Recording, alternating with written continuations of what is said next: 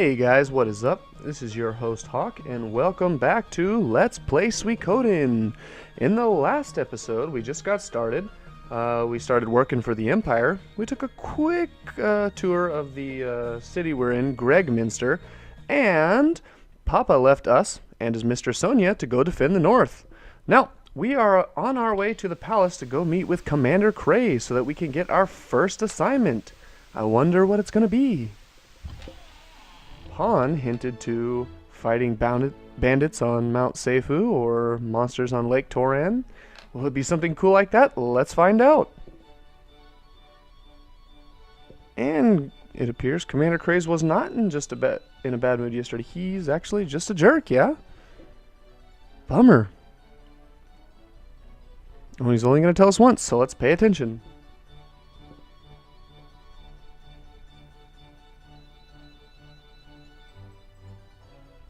Alright, so we get to go to Magician's Island and go meet with Lady Leknat. Oh, were you paying attention, viewers? That was quite on purpose there. Is it northeast of Gregminster, northwest of Gregminster, or somewhere on this earth?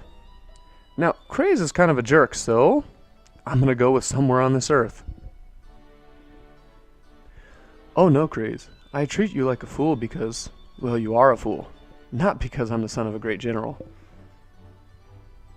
Well, we should stop acting like this or else we'll be sorry. Maybe. Well, in any case, there is no boat to Magician's Island, so how are we going to get there? Oh, we get to go by dragon. Well, that's kind of cool. You know, with most RPGs, you don't get to see dragons for quite some time, but at least we get one right here in the beginning of the game. Well, that is a plus. And we get to go see Leknat the Seer. And this is very important right here, viewers. She is the younger sister of court magician Windy. That will play into the story a little bit later. Just something to keep in the back of your mind. Alright, little quick dialogue here. Oh, and Pan is a little disappointed. Pan wanted to go fight things. But, as we all know, RPGs have stages. First stage, we're nobody, working for somebody. Stage 2, we get a mysterious power from an unexplained event. Stage 3, somebody poses a threat to the world or the world you live in. And Stage 4, we save the world. We're still in Stage 1, Pawn. So slow your roll there, buddy. And Grimio's annoying as usual. And Ted seems to be pretty excited about riding on a dragon, so let's head on over there. Come on, Ted, hurry up your dialogue. We get it, they're cool. Alright, so let's head over here to the barn. The barn is just over here to your right. And here's the Dragon Knight. Futch.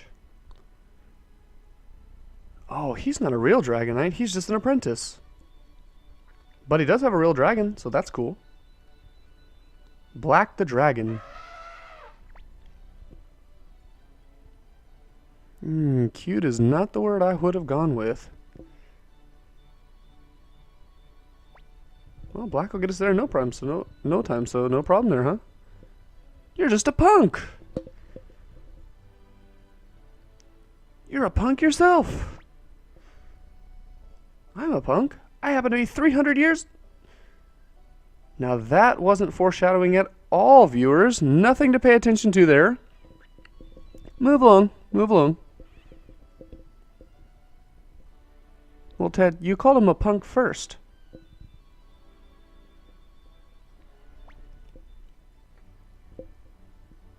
Yeah, take it easy, guys. Come on, let's just get on the dragon.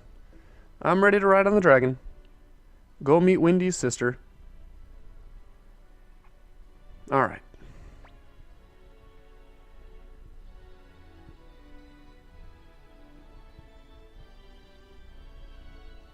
Haha. Well, actually, I wouldn't mind if one of them fell off as well. Especially Grimio. I'm sure you can tell, but I'm not a fan of Grimio, viewers.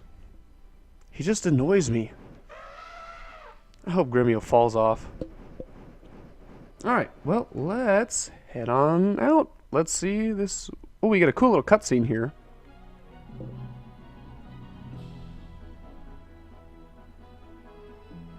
I'm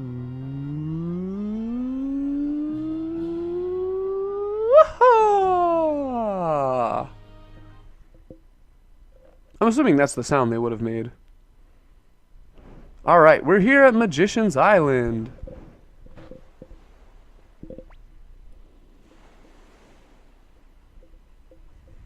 Did speed make you dizzy, viewers? Are you dizzy?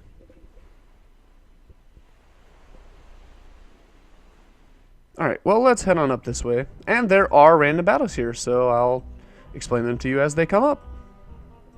So first, we're just going to head up north. Oh, and we got a little hidden treasure chest over here to the left. Oh, and our first battle. So, we have the fight command, which will bring up the battle menu. We've got the run command, which will allow us to run away from the battle.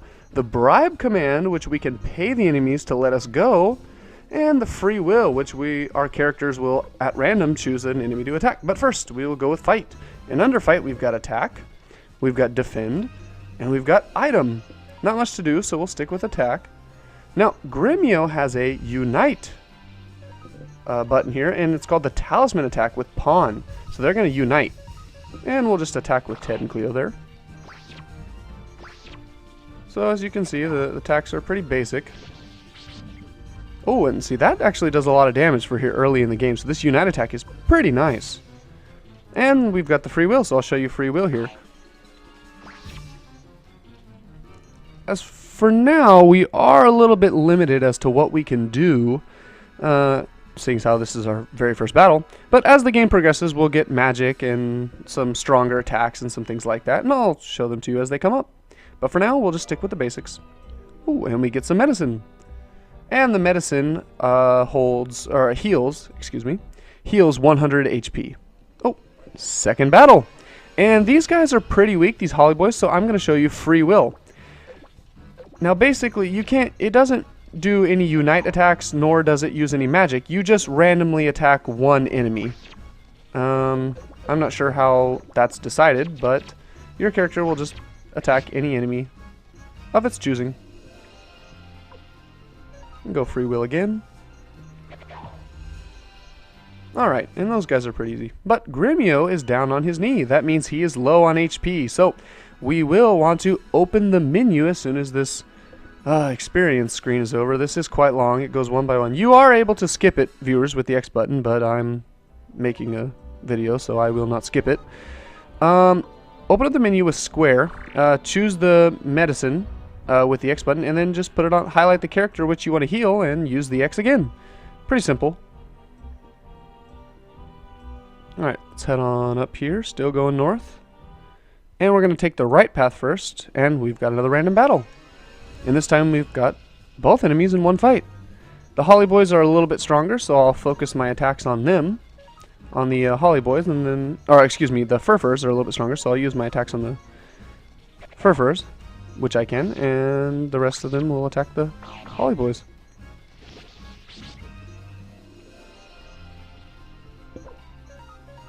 Sometimes I get lazy, and I just only use free will, but it is a lot more beneficial to, actually use some strategy to avoid taking too much damage, like in a dungeon or something like that. Oh, hold that thought. We just got some wooden shoes, which are a rare drop. Now, I will try and hand over, and you can see the green. That means that it is better than something they have equipped, where Tier's name is red, which means it is not better than anything he has equipped. But I will not be equipping them, because they are a rare drop, and chances are, viewers, you would not be getting them. Now this leather coat, on the other hand, is not a rare drop, so I will be equipping it. But the wooden shoes, I will just sell those off, just because, well, chances are you would not be getting them, and so I'm not going to be equipping anything that you cannot equip. Alright, oh, and who's this? Luke. Yes, some people pronounce it Luck, but no, his name is Luke. How unusual to have visitors. So you use a wind rune and you attack us? Well, that's terrible hospitality.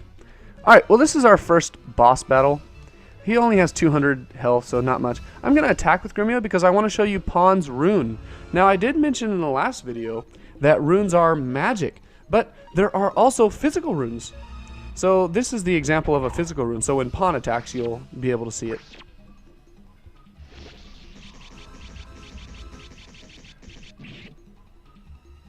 Pretty cool attack. The Unite attack does more. That's not always the case with other characters, but for Gremio and Pawn's case, the Unite attack does do more damage, so I'm going to stick with that. Now, you see over Pawn's head there, he's got a something flashing, and it does say unbalanced. It's kind of hard to read. That basically, some characters with Unite attacks or with physical runes get unbalanced after using them. So what I tend to do is I make them like a hybrid character. I'll put medicine on them, so basically they do a strong attack one round, and the second round they'll heal. So they're kind of a hybrid character. They're like a healer and an attacker, which is pretty nice. And I'll explain that a little more in detail once we get some more characters. Now, there are a lot of characters in this game, 108 to be exact, and I may or may not be sticking with Pawn. So as we get some other characters who also have some physical abilities and physical runes like him, and that get unbalanced, I'll explain it more to you then. Alright, Luke. Yeah, it was something bidding your magic. We are impressive, aren't we? Well, if he knew who we were, then why did he attack us?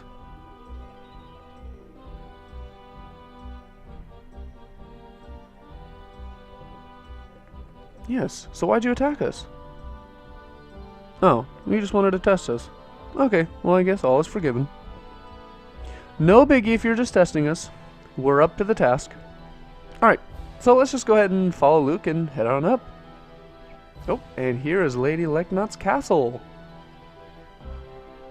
We'll just head on over here to the right and... Oh, sorry viewers, one screen too soon. We are going to head over to the right here, and there is quite a long staircase. And you might be asking yourself, is this staircase nearly as long as the Shinra building in Final Fantasy VII? Well, viewers, I'm going to leave you in suspense. So I'll meet you on up there at the top.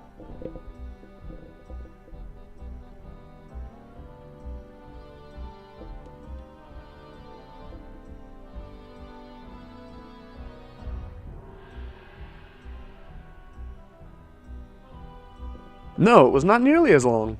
Alright, so this is Leknot, who is a very important character throughout the Suikoden series. So if you are planning to play more than just Suikoden 1, this is a name that you would probably want to remember. Haha, she says I'm cute. Well, I am cute, thank you. Back to getting complimented again.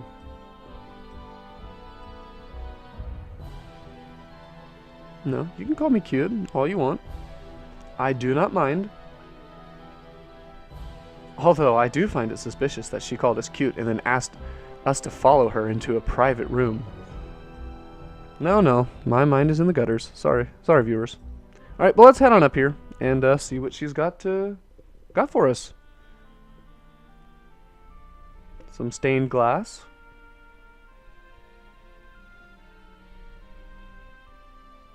And a crystal ball.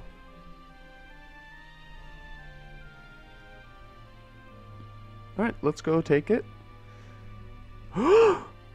That's a gasp back then. Back in 1995. What's your name? Well, it's Tyr. Oh, well thank you. Friendly name and I'm cute.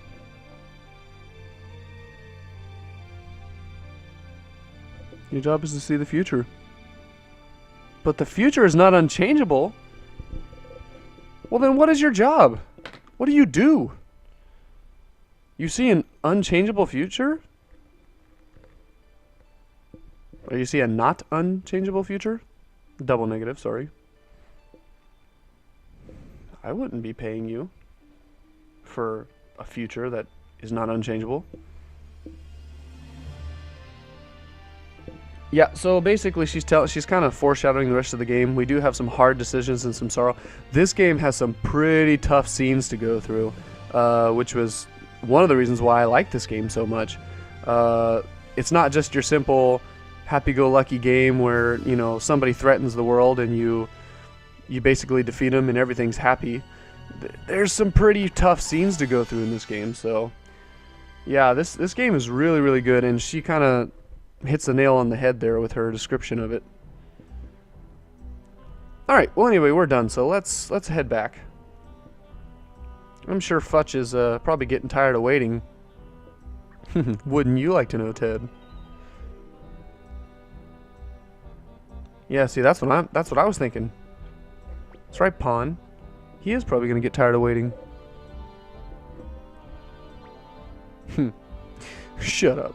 You know, actually, viewers, I do get pretty rude when I'm hungry.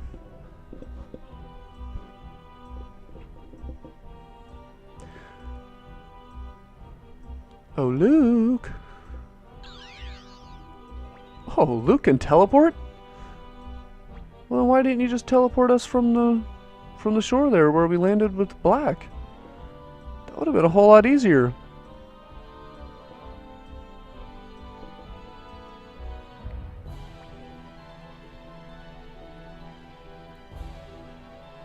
Yes, we will be on our way, Lady Lecknot.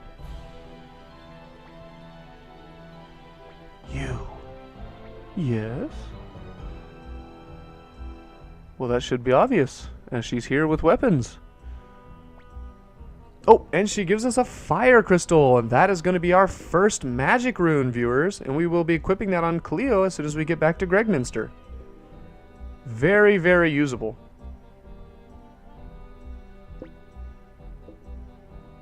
Cleo is not a bad magician throughout the game if you wanted to stick with her and her alone. I will give you a little bit of variety, so I will not just stick with her, but she is definitely a good magician. There are some better ones, but she's not bad. Especially with that fire rune. She's pretty good. What the? Wait, but wait a second. We seem to be missing somebody.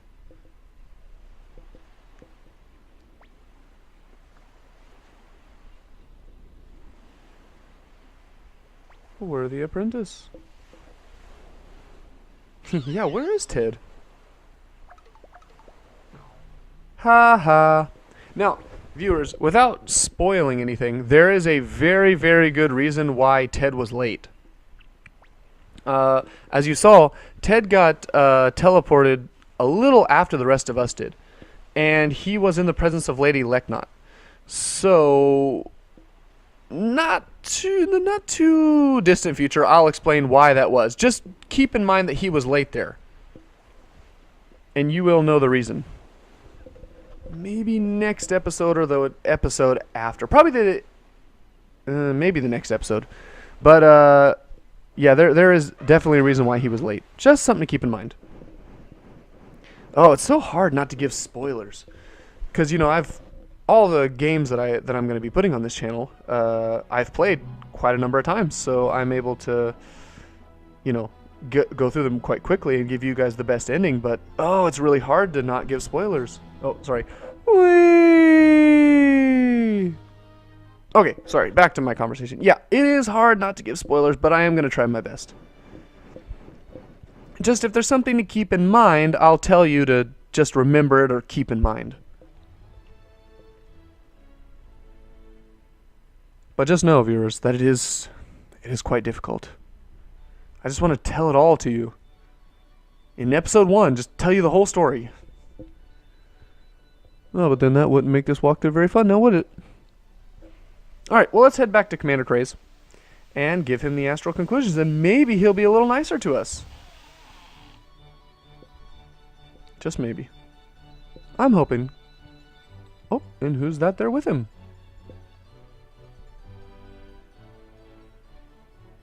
Sick of waiting. Well, you can blame Lady Lecknot for that. She was calling me cute and trying to seduce me in that back room of hers. So there's your astral conclusions, you jerk.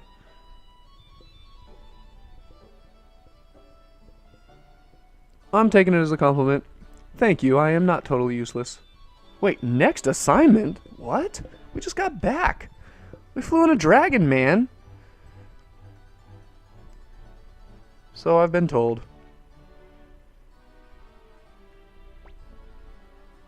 Ho-hum. Oh, we gotta listen carefully again. Now this time we do need to pay attention. It says east of Gregminster. So there is no dragon to take us there. We actually have to go there by ourselves. So I will tell you, east of wait, is there an echo in here? What are you doing, Kanan? Fail to pay their taxes. Well, when they're paying taxes to jerks like you, I can't ever imagine why. Alright, there's definitely an echo in here.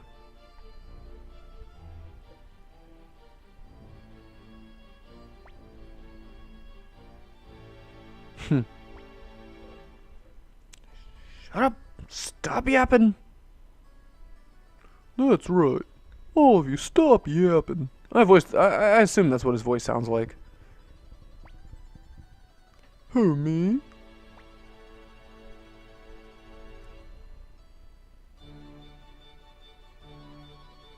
Alright, the military commander of Rockland.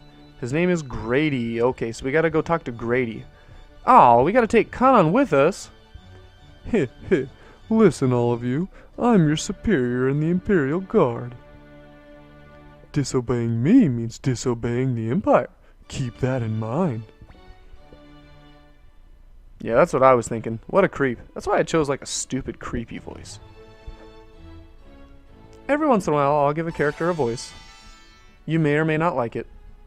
But this is a great time to promote my other series. If you do not like my voice, sometimes I don't even like my own voice, but if you don't like my voice, I do offer a no commentary version of every walkthrough. But for those of you who don't find me totally annoying, or, God forbid, actually like my voice, well then, thanks for watching, and thanks for listening, and just stay here. Alright, so now we get to go head to Rockland, but first, I want to head into this item shop, and I want to sell off anything that we don't need, because we have limited inventory space, which is a bummer. So we'll sell off this tunic, and I am going to sell off these wooden shoes. If you get the wooden shoes as a rare drop, go ahead and equip them, but because it is a rare drop, I'm not going to equip them. Alright, we're going to head over here to the Rune Master, and we want to put that fire crystal on Cleo, which is really good. It's really nice. It does help us, you know, quite early on here in the game. Alright, and now because we put that rune on Cleo, she can do magic, but she doesn't have any MP. So what we want to do is we want to go over here to the inn, and we want to heal up. So let's talk to Marie. Or if you're pronouncing it the Japanese way, Marie. Is there some reason we can't go sleep at home? I don't know why picking on Gremio would warrant us to sleep at an inn, but... Well, anyway, okay, so now look at the number. It says 2-0-0-0 under Cleo's name there, under her HP. That just basically means that we've got 2 magic power for level 1 spells. And that will increase as, you know, we get some more spells. So let's head on over here to Rockland. We just got to go straight east. They make it pretty easy. Oh, and our first world map battle. We get some crows. And the crows are not very strong. Nothing really to worry about. As you see, Cleo's got flaming arrows. That's her magic rune. But we are going to save those for a little bit later. Yeah, nah, nothing too much to worry about there. The crows. You know, now if you had left Gregminster at level 1 without anybody in your party, that would have been a big deal because they would have killed you. Along with these red soldier ants, they would have also killed you. But now that we're at level 4, level 3, level 4-ish, no problem at all. These soldier ants are a little bit stronger, but not too much. Nothing we can't handle.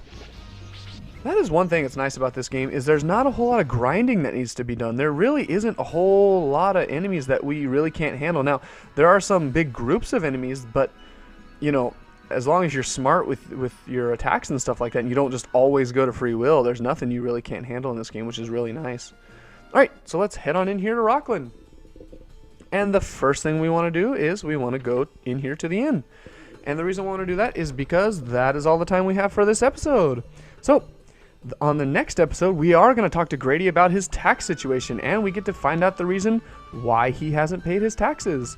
So, thank you all for watching, and I'll see you next time on Let's Play Suikoden.